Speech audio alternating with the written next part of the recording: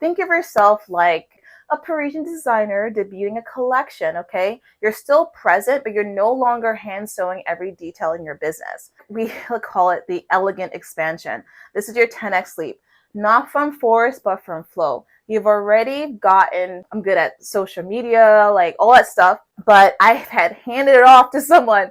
Majority of the work, maybe no longer scheduling posts. I'm no longer doing that anymore. You want to start, and it says this in Isaiah 54:2.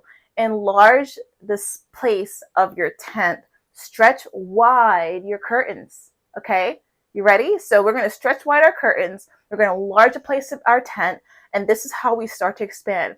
You're no longer just a smallpreneur. You're no longer a prosumer. You're no longer a customer, like, or how to say, just someone with a dream, a worker with a dream. No, no, no. You're a founder. So I will say, keep it luxe, keep it clean, keep it chic. Let's go. All right. So step 5, from 100 to 300. Okay. So now what we're going to be doing is raising the standard. Guard the gate. Okay. This is when you have a mini army. Okay. This is the society stage. This is where now you can possibly create systems where other people are doing what you are doing. Okay. It could be part of your methods. You can also start creating some sort of experiences. When it comes to your customers, you start offering more, some referral programs, so that way it's easier to start to scale. Okay. It's going to be all about delegating your delivery, but keeping your voice, keep control.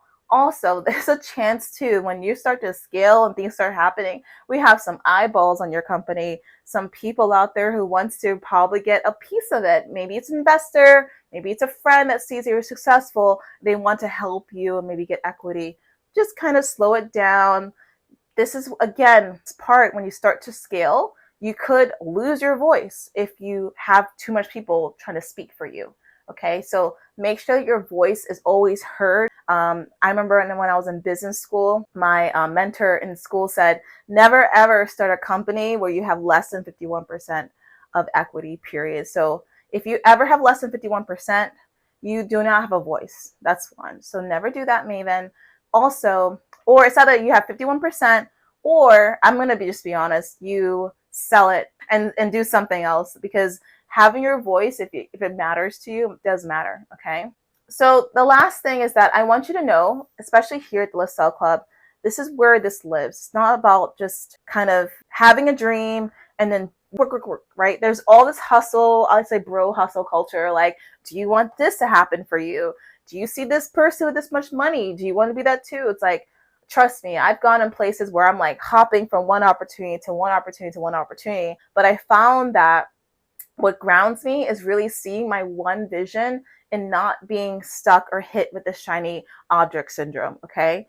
This is about where you're going to create your own design. You're your own designer inside, right? You're your own inspiration designer. You create your own opportunities. In Isaiah 61:3, it says, they will be called oaks of righteousness, a planting of the Lord. So I'm here to let you know that God has planted a desire in your heart that's going to help create and help other people on this planet. I like to say that, especially here at the Liselle Club, like, you are someone so special that the future needs you right now. And if you're looking at me right now and you're still with me on this, you know exactly this is true. So the goal is for you to not dilute yourself.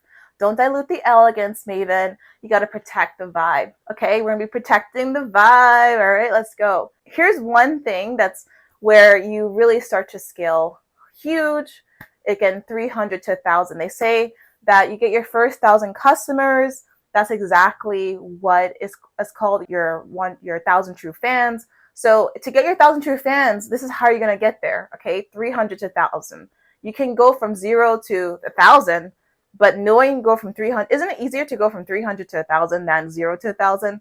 So this is the ARC era. Okay, ladies, now you're building something that lasts for generations. This is not much about sales. It's going to be more about reinvesting a portion of your profits to create a new program, a new system, a new product. You're going to start creating and curating your own sort of inner network, your own board, like your own counsel, if you will, whatever you need. And this is where you're going to start moving from CEO to matriarch.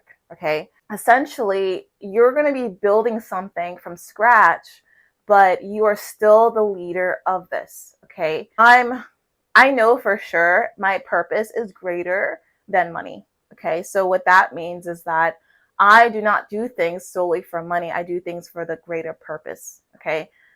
And I will tell you this, if money is the only reason why you're interested in starting a business, but you're not interested at all in what you're doing, there's a high chance you're possibly not a purpose-driven entrepreneur.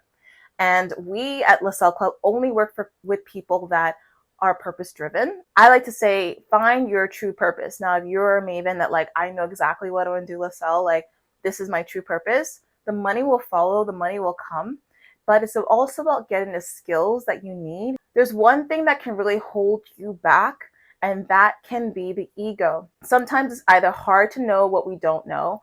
Also, when we think we know something, we can go that direction.